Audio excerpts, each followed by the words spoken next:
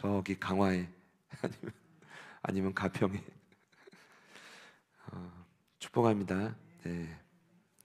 오늘 산상수훈은 예수님의 공식적인 첫 번째 메시지입니다.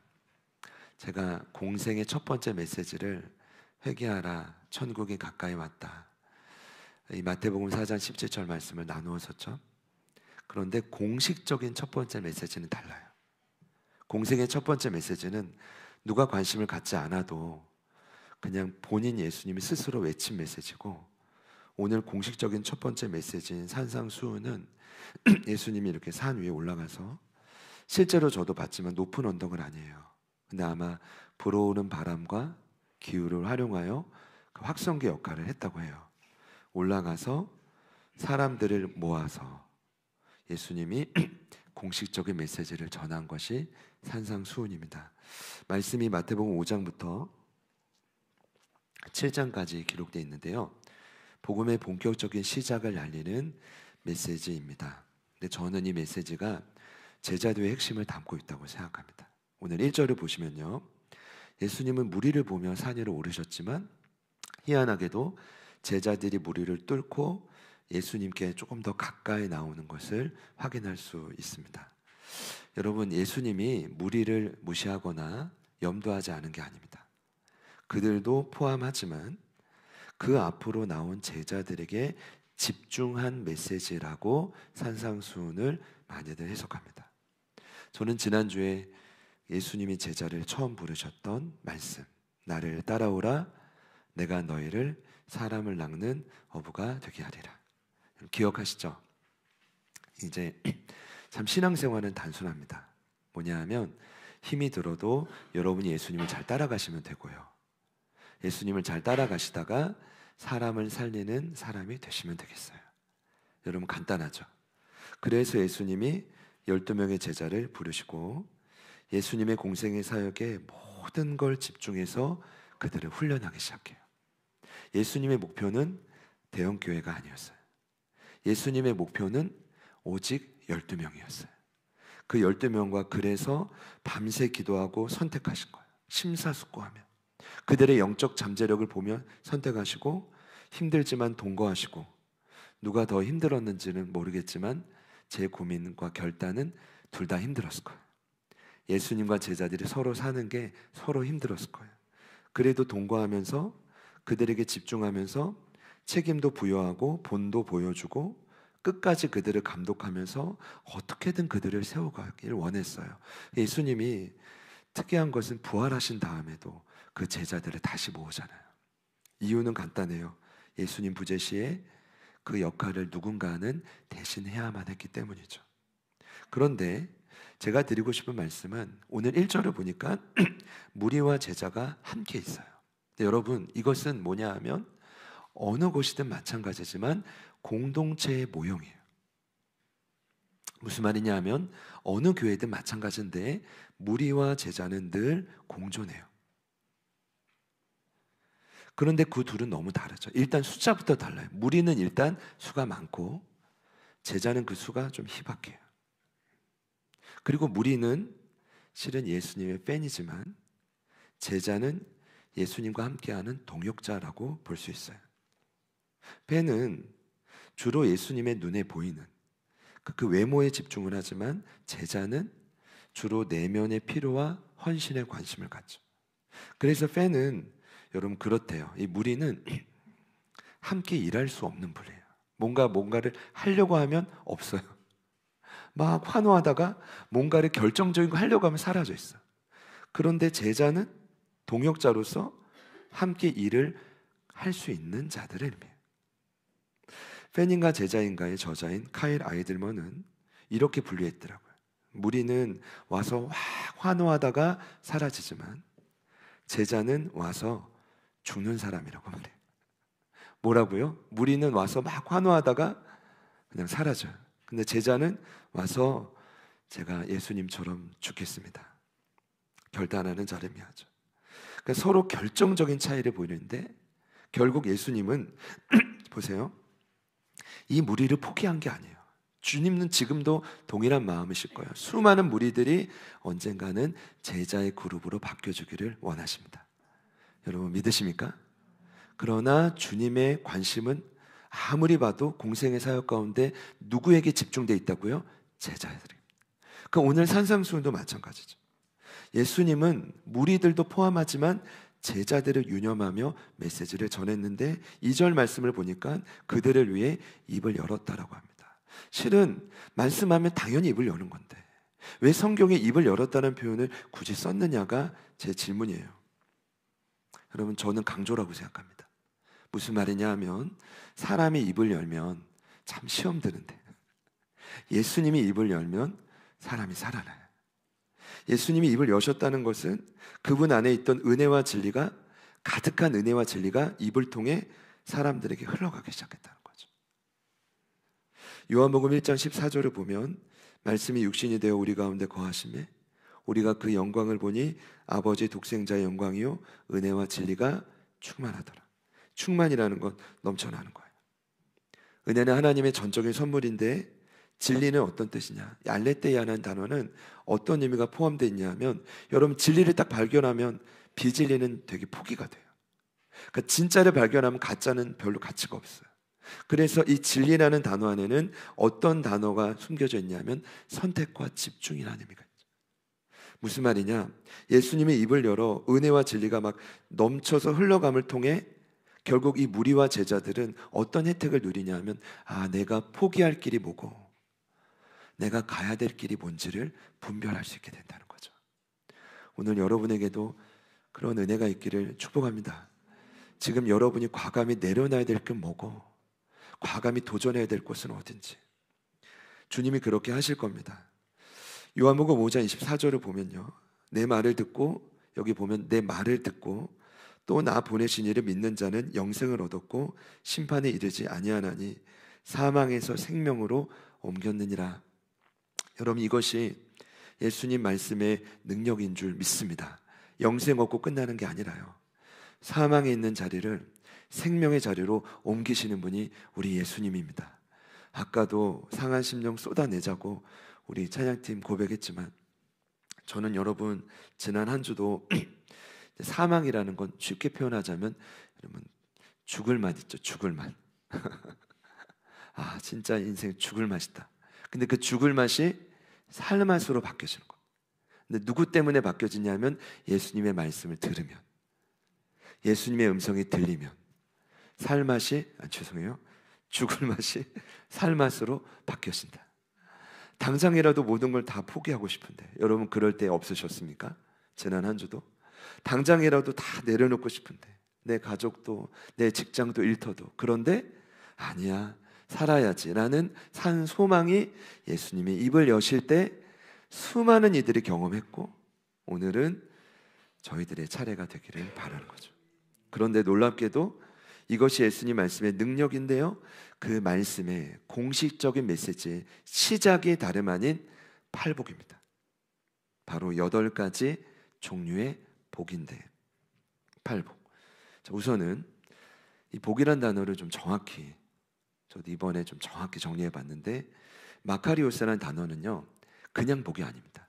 신약 성경에도 여러 복이란 단어가 등장하는데 이 단어는 언제 쓰이냐면 다른 복이란 개념과 달리 신과 인간 사이에 쓰이는 독특한 단어입니다. 신과 인간 사이. 그럼 이 복은 누구만 줄 수 있는 거예요? 신만 줄 수 있는 거예요. 그래서 여기서의 복은 이렇게 해석됩니다. 하나님이 인간에게 베푸시는 일방적인 선물. 뭐라고요? 일방적인 선물. 그러니까 준비돼서 얻는 게 아니라 하나님이 일방적으로 찾아와 주시는 선물. 그분의 호의, 성경에는 그분의 위로, 제가 적었지만 보상, 그분의 격려를 다 포함할 겁니다. 그런데 오늘 팔복이 뭐냐 하면 그 복을 누리는 8가지 영적 노하우다. 저는 이렇게 생각하거든요. 근데 많은 이제 메신저들이 이거는 복을 받는 원리가 아니래요. 저는 좀 동의를 못 하겠어요. 근데 그게 이런 거죠. 이거는 조건부가 아닙니다. 이렇게 말해요. 근데 저는 그래요. 저는 조건부를 믿고 싶어요. 그리고 제가 이 성경을 봐도 과정이 제대로 준비되면 여러분 결과는 따라오게 돼 있어요. 여러분 이게 잘못된 겁니까?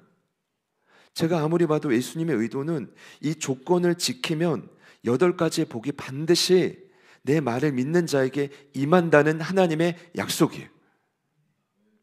제가 그 메신저들을 비하하는 게 아니라 아마 좀 약간 보수적으로 너무 복을 요구한다는 그런 이제 걱정스러운 마음에 그렇게 말씀하신 것 같은데, 저는 성경의 원문의 의미는 그렇지 않다. 여러분, 혹시 제 설명이 이해가 되시나요? 복을 누리는 원리입니다. 여러분, 그렇지 않다고 생각하지 마시고 반드시 과정이 준비되면 결과는 따라옵니다. 복을 누리는 8가지 조건인데, 중요한 건 오늘 예수님이 산상수훈의 시작으로 왜 복을 말씀하셨는가입니다. 왜 그토록 복을 강조하신 걸까요? 오랜 시간에 암흑기를 끊으면서 왜 예수님의 첫 번째 메시지가 복입니까? 제 생각은 주님의 시선으로 그 당시의 백성들을 볼 때 그들에게 가장 필요한 것이 하나님의 복이었기 때문입니다. 그렇다라고 한다면 오늘 11월 첫 주 예배를 2부 예배를 드리는 여러분들, 저도 마찬가지예요.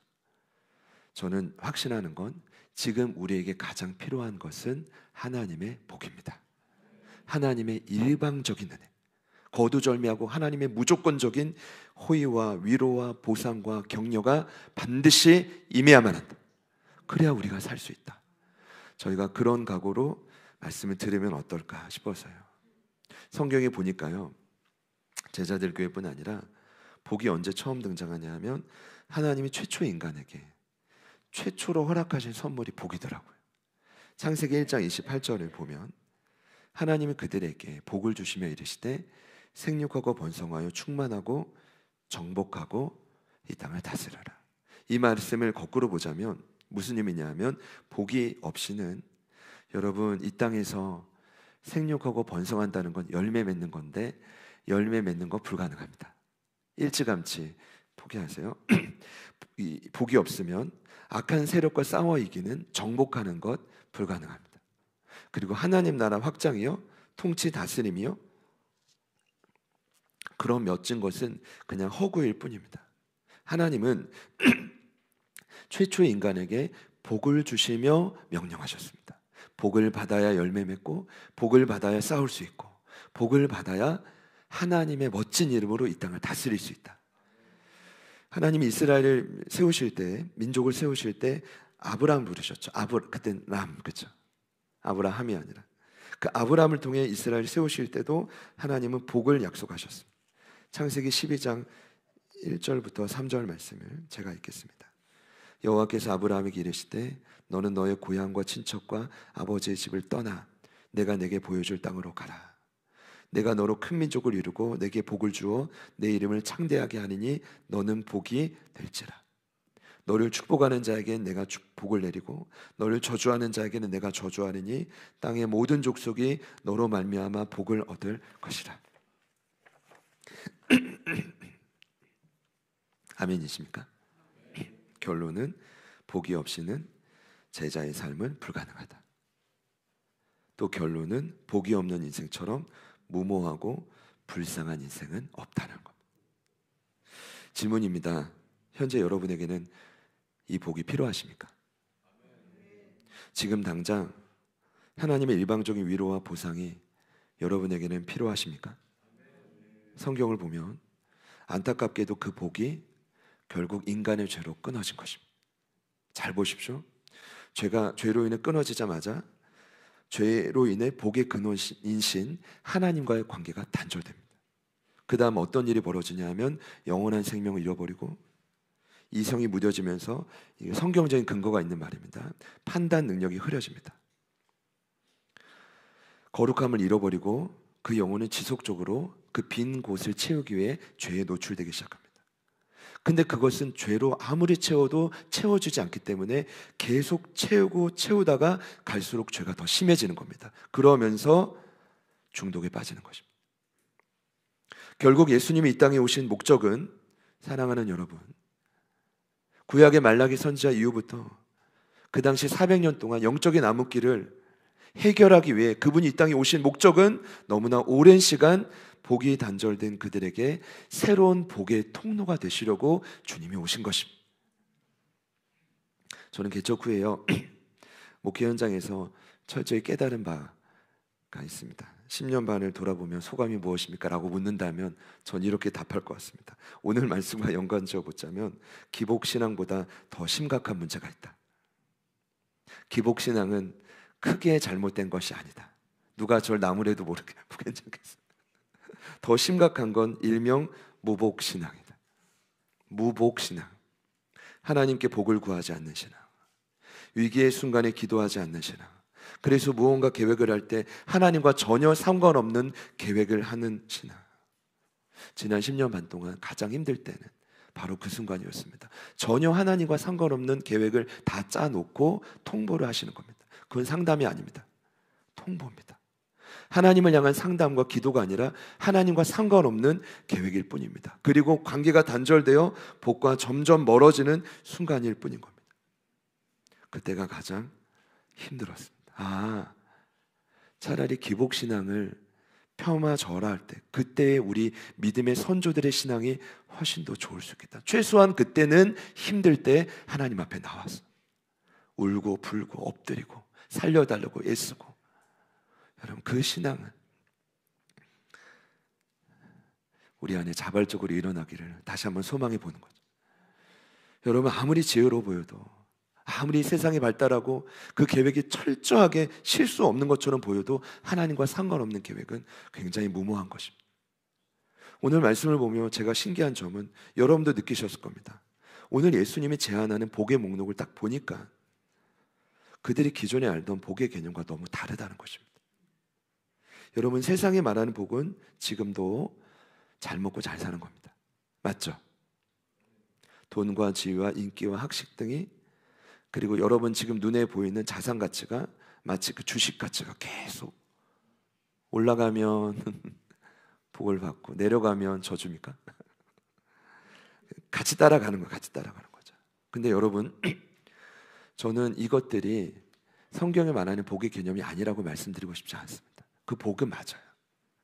복의 개념 안에 포함되지 않는 것은 아닙니다. 그러나 오늘 예수님은 전혀 다른 관점으로 복을 소개합니다. 이해되세요? 눈에 보이는 개념이 아니라 눈에 보이지 않는 개념.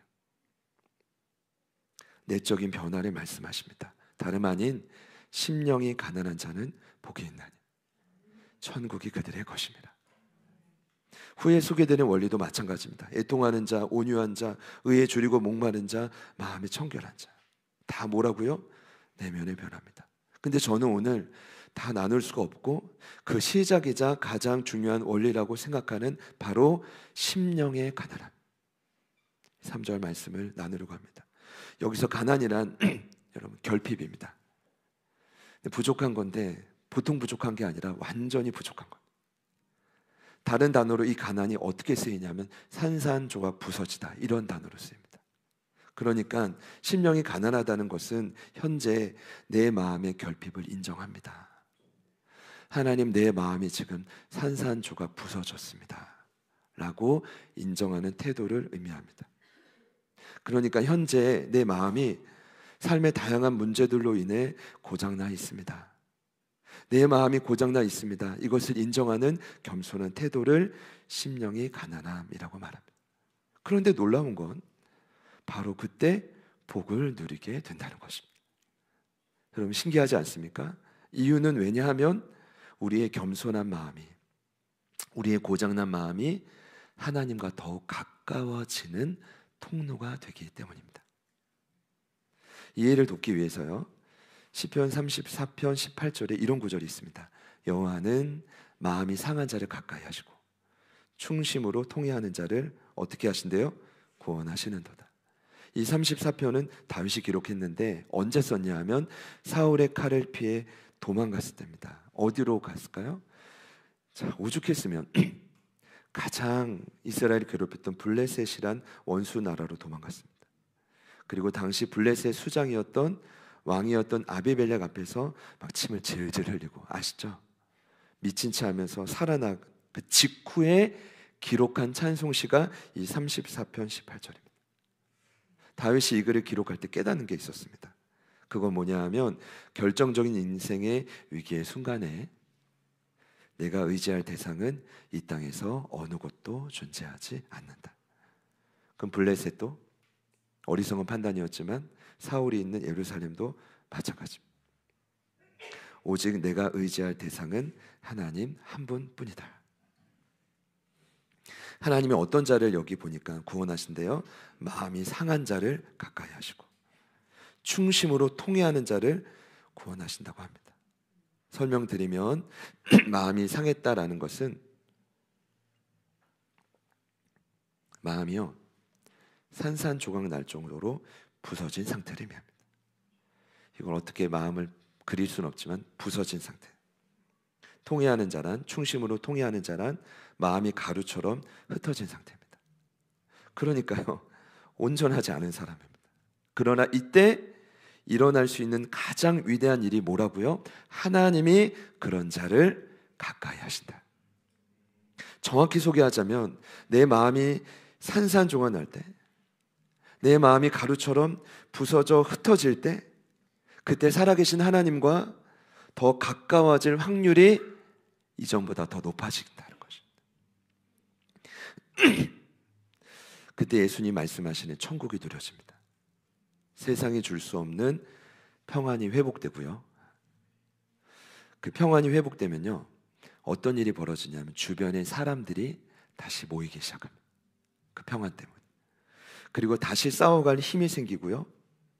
말씀을 보니까 여러분 정말 소망이 생기는데 그런 자에게 하나님이 이방 나라에게 빼앗겼던 은근 보호와 힘이 많은 이 복을 집중해서 보내시기 시작합니다.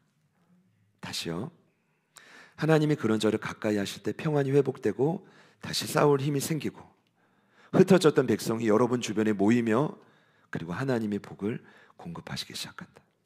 여러분 이 복이 저는 이 한 주간 반드시 누군가에게는 회복될 것이라고 믿습니다. 하나님은 겸손한 자를 가까이 하십니다. 이 많은 곳 인간의 교만은 하나님과의 관계를 단절시킵니다. 복의 공급을 전면 차단. 여러분 이것만큼 무서운 게 없습니다. 그러니까 교만은 굉장히 무서운 상태입니다. 저희가 지난주에 스가랴 말씀 묵상이 끝났습니다. 여러분 많이 아쉬우시죠? 아쉬우시죠? 아쉽다고 해주시죠? 네. 근데 이게 왜 아쉽냐 하면 늘 그런 것 같아요. 큐티를 하다 보면 이제 제대로 묵상할 것 같은데 끝나. 또 디모데후서 넘어갔잖아요. 벌써 지금 몇 장 지나갔을 거예요. 큰일 났다. 또 할 것 같으면 또 끝나고. 그래서 아쉬운 분들 위해서 오늘 말씀과 연관적으로 잠깐 말씀드리면 이스라엘이 왜 망했냐 하면 교만해서 망했어요. 하나님과의 관계가 차단되고 복의 공급이 끊어지니까 망한 거예요. 어떤 일이 벌어졌죠? 북쪽 이스라엘이 아수르에 멸망하고 남쪽 유다가 바벨론에 의해 멸망당했어요. 그리고 심지어 70년을 포로 생활해요. 여러분 너무 두렵지 않아요? 70년을 하나님 백성들이 포로 생활을 보내요. 그리고 하나님 회복을 선포하실 때 아시는 것처럼 고레스왕 원년 때 스룹바벨 총독을 통해 약 5만 명이 1차 포로 귀환을 합니다. 70년이 지나고 에스라를 통해 수천 명이 에스라를 통해 2차 귀환을 합니다. 그리고 그들이 본국으로 돌아왔을 때 가장 먼저 한 일이 무엇이냐면 폐허가 된 예루살렘 땅의 성전을 재건하는 일입니다. 이해되세요? 그 다음에 이것을 스룹바벨이 했다면 2차 포로 귀환의 리더였던 에스라는 서기관이었죠. 학자였습니다. 그 성전을 중심으로 하나님 말씀을 가르치기 시작합니다. 온 이스라엘에. 그러면서 신앙 개혁을 일으킵니다. 그리고 나서 놀라운 일이 예루살렘에 벌어지게 됩니다. 그것이 오늘 상한 심령으로 하나님을 가까이 하는 여러분에게 일어날 일들인데 제가 한번 말씀을 이제 소개하면 구약성경 스가랴서 8장입니다. 7절과 8절 제가 읽겠습니다. 만군의 여호와가 이같이 말하노라. 보라, 내가 내 백성을 해가 뜨는 땅과 해가 지는 땅에서부터 구원하여 내고 인도하여다가 예루살렘 가운데에 거주하게 하리니 이것이 하나님의 목적입니다. 그들은 내 백성이 되고 나는 진리와 공의로 그들의 하나님이 되리라. 죄로 인해 멀어졌던 그들에게 복 주시려고 다시 예루살렘으로 끌어당기는 거죠. 자, 스가랴서 12장 6절 말씀 제가 읽을게요. 그날에 내가 유다 지도자들을 나무 가운데 화로 같게 하며 곡식단 사이에 횃불 같게 하리니 그들이 그 좌우에 에워싼 모든 민족들을 불사를 것이요 예루살렘 사람들은 다시 그 본 곳 예루살렘에 살게 되리라. 이런 의미입니다. 예루살렘에 특별한 것이 있어서가 아니라 뭐 특별한 땅이 아닙니다. 그냥 작은 도시입니다. 그런데 어떻게 그 땅에 사람들이 돌아오고 이방 민족을 무찌르고 그 땅이 평안하고 나중에 말씀에 나오지만 싸울 자들이 일어나고 그리고 거기에 하나님이 심히 많은 은근보화와 많은 이복을 공급하냐 하면 이유는 단순합니다. 예루살렘에 하나님이 함께 하시기 때문입니다. 그 성전에 주님이 계시기 때문입니다. 멀어졌던 그들이 가까이 오니까 다시 복의 통로로 회복되기 시작한 것입니다. 사랑하는 여러분, 말씀을 맺겠습니다.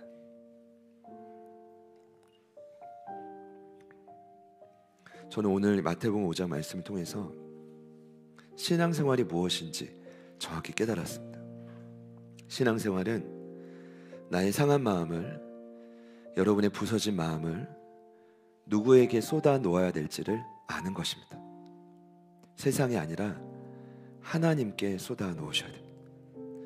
여러분의 결핍된 마음, 산사씩 부서지고 가루같이 흩어지려고 하는 그 마음을 있는 그대로 하나님께 놓아드리는 것입니다. 그렇게 생각하니까 와, 이거는 진짜 최고인데? 뭘 생각했냐 하면 적응하기에 가장 좋다는 생각이 들었어요. 왜냐하면 여러분 예배를 드리시고 이제 삶으로 돌아가시면 여러분 굳이 애써 노력하지 않아도 제가 애원하건대 여러분 마음은 산산조각 될 것입니다. 그리고 이전처럼 또 흩어지고 부서지게 될 것입니다. 중요한 건 그때 여러분의 상한 마음을 하나님께 내어놓는 것입니다. 그것이 신앙입니다. 그러면 성장할 수 있습니다. 그러면 여러분도 12명의 제자들과 같이 세워질 수 있습니다. 근데 부서지고 넘어질 때마다 죄송해요, 한 잔 마시든 즐거운 걸 보든 먹든 무슨 즐거운 일이 있겠어요. 잠깐이죠. 그 일은 결국 여러분에게 더 큰 중독이 되어 돌아올 텐데 사랑하는 여러분, 그 마음을 하나님께 쏟으시기를 축복합니다. 심령이 가난하다고 다 복을 받지 않잖아요. 심령이 깨어졌다고 다 천국을 누리지 않고 깨어진 그 순간 하나님께 나아가셔야 돼요. 그런 결단이 여러분에게 있기를 간절히 축복합니다. 심령이 가난한 자는 복이 있습니다. 천국이 그들의 것입니다. 그들에게 사람이 다시 모일 겁니다. 평안이 있을 것입니다. 다시 일어날 싸울 힘이 생길 것입니다. 그리고 때가 되면 자연스럽게 하나님이 은근 보화와 의복을 허락하실 겁니다. 순서가 있더라고요. 진정한 회복이 있기를 바라는 마음으로 우리 같이 한번 찬양하시겠습니다.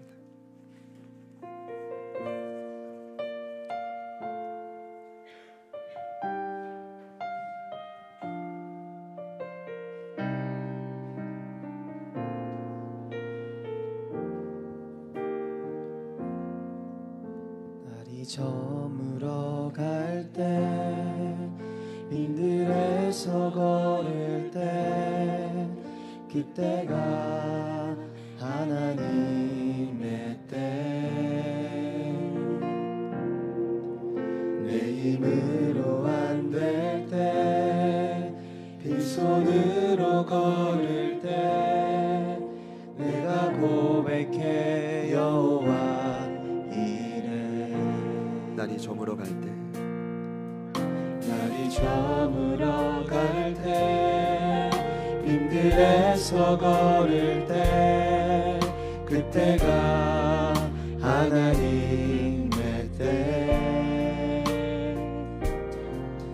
내 힘으로 안 될 때 빈손으로 걸을 때 내가 고백해 여호와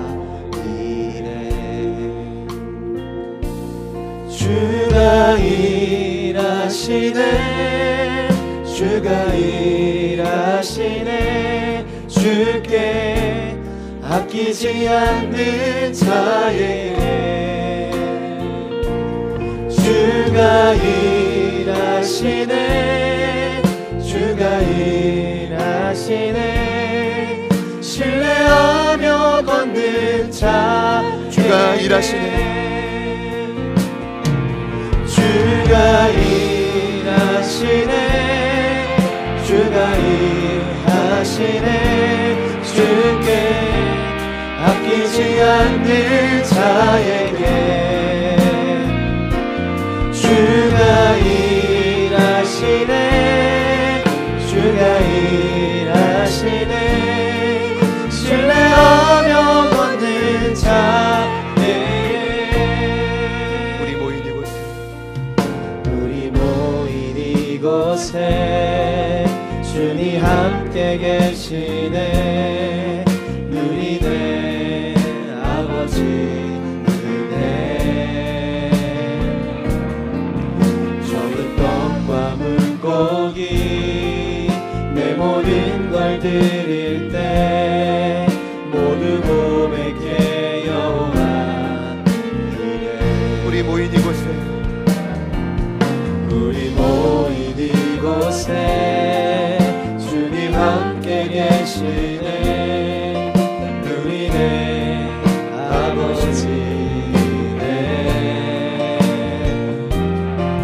적은 떡과 물고기 내 모든 걸 드릴 때 모두 고백해 여호와 이래 여호와 이래 주가 일하시네 주가 일하시네 주께 아끼지 않는 자에게 주가 일하시네 주가 일하시네 신뢰하며 걷는 자에게 주가 일하십니다 주가 일하시네 주가 일하시네 주께 아끼지 않는 자에게 주가 일하시네 주가 일하시네 한 번 더 믿음으로 선포합시다 주가 일하시네 주가 일하시네 주가 일하시네 주께 아끼지 않는 자에게 주가 일하시네 주가 일하시네 신뢰하며 걷는 자에게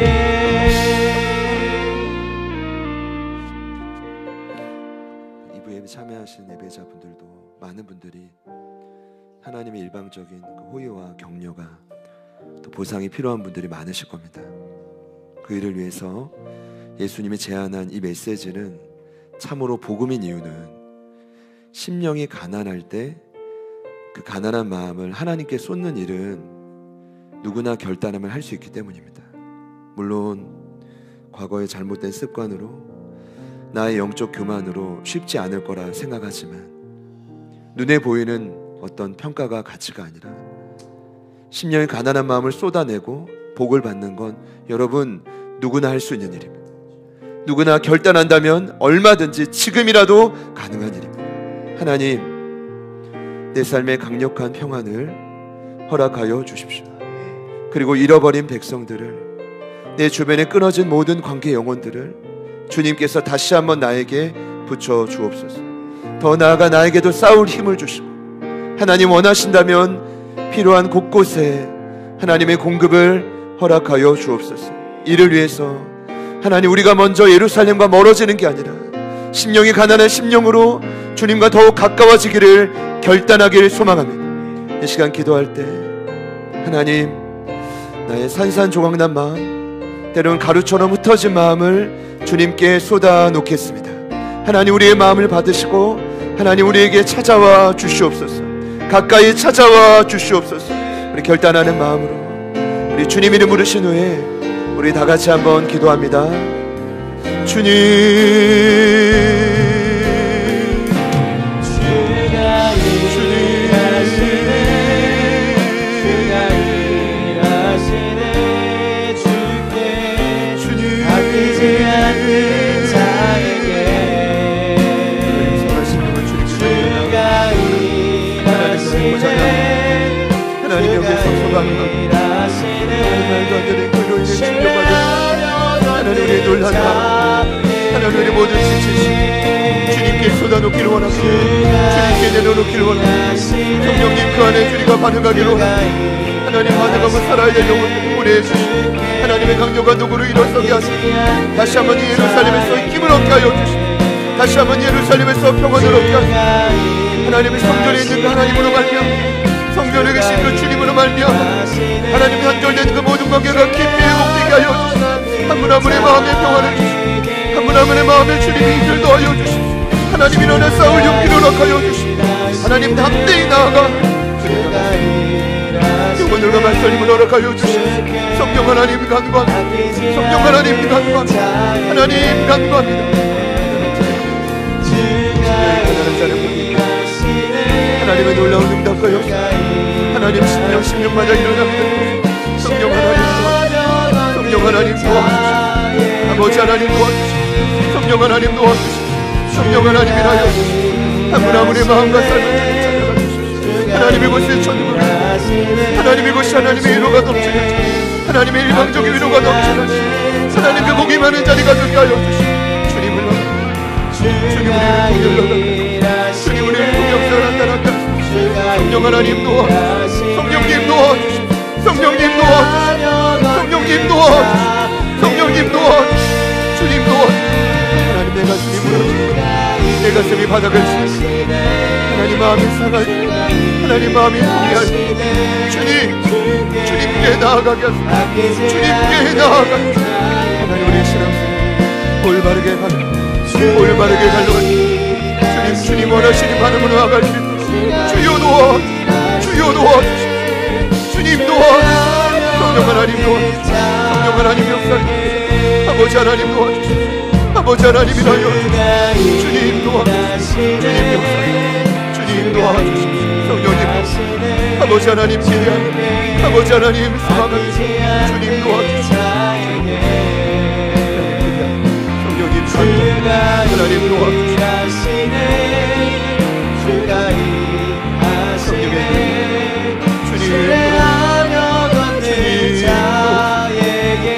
주가 일하십니다. 주가 일하시네, 주가 일하시네. 주께 아끼지 않는 자에게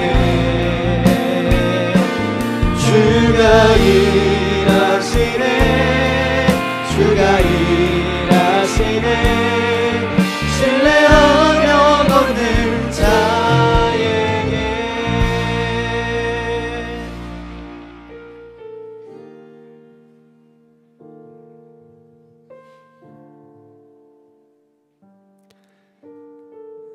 심령이 가난한 자는 복이 있습니다. 주님 약속하신 말씀을 저희가 믿습니다. 이 시간 상한 심령 그리고 가루처럼 흩어진 통해하는 심령 그 마음을 가지고 우리가 괴롭고 힘들지만 믿음으로 하나님께 나아갑니다. 그런 심령으로 결단하며 주님께 나온 이부 예배에 참여한 모든 가족들 위해 하나님 주님 약속을 이루어 주십시오. 먼저 이곳에서 평안을 누리게 하시고 잃어버린 힘을 허락하여 주셔서 다시 죽을 맛이 아닌 살 맛이 되어 우리 부르신 그 자리에 싸우며 승리하며 나아가는 하나님의 군사들로 일으켜 주시옵소서. 주님 기대합니다. 주님 이 말씀을 주신 이유는 오늘 우리에게 하나님의 일방적인 그 복이 호의와 선의와 격려와 보응이 필요한 줄 믿사오니 필요한 모든 곳마다 하나님 역사하여 주시옵소서. 일하여 주시옵소서. 이제는 우리 구주 예수 그리스도의 은혜와 하나님 아버지의 변함없는 신실하신 사랑하심과 성령님의 내주 충만, 교통 위로하심의 역사가 가난한 심령으로 하나님께 나와 엎드리며 나아가는 이부 예배에 참여한 귀한 예배자들 머리 위에 평안과 힘으로 다시 일어나게 될 그 모든 부르심의 자리인 예루살렘 위에, 그리고 저희들을 통해 반드시 주님 품으로 돌아오게 될 이 땅에 아파하는 모든 심령들 위에, 우리 시온이부터 강술래 권사님, 유경래 권사님, 우리 최봉님 권사님까지 흩어져 있는 모든 교우들의 삶의 현장 위에 지금부터 영원토록 함께 하시기를 간절히 축원하옵나이다. 아멘.